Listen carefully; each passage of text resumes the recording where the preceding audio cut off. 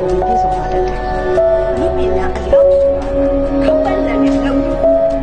မအောင်မြင်ဘူးဆိုလို့ရှိရင်သူအဖေလိုကယ်ရီသမားဖြစ်မှာနော်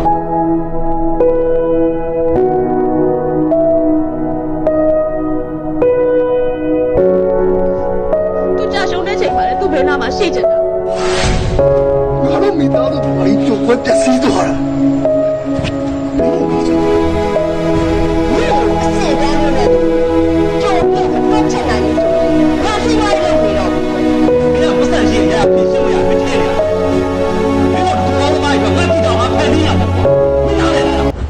ဒီခါတော့ဒီကောင်တော်တော်လွန်နေပြီဧပြီလေသူဧပြီမခွန်းလွတ်မှာထက်စက်ပီမုံနေမှာမလို့ချင်းကောင်းပါလေတောက်တော်ဝမ်းနဲ့လို့နေတယ်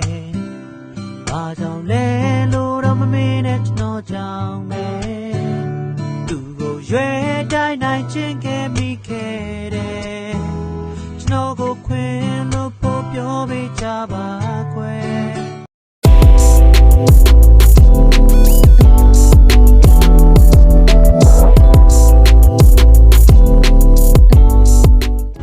ငါရဲ့ချစ်စောတဲ့